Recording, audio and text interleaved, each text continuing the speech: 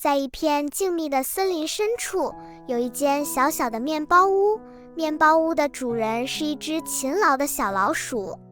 每个清晨，太阳刚刚升起的时候，小老鼠就会开始忙碌起来。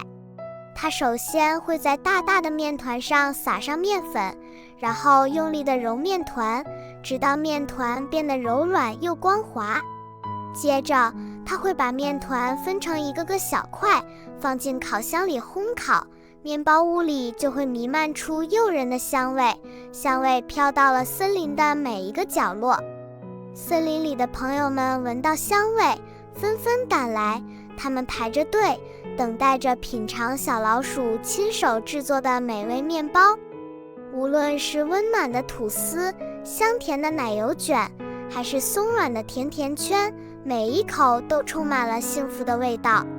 有一天，森林里下起了大雨，小老鼠望着窗外，担心今天没有客人来买面包，它不想浪费这些美味的面包。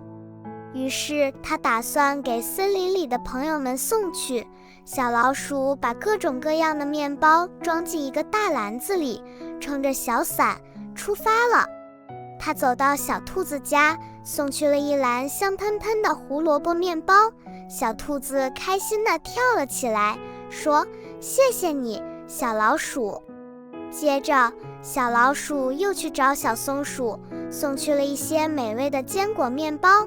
小松鼠感激地说：“谢谢你，小老鼠，你真是太好了。”小老鼠把面包送给了每一个需要的朋友，虽然雨水打湿了它的毛皮，但它的心却是温暖的。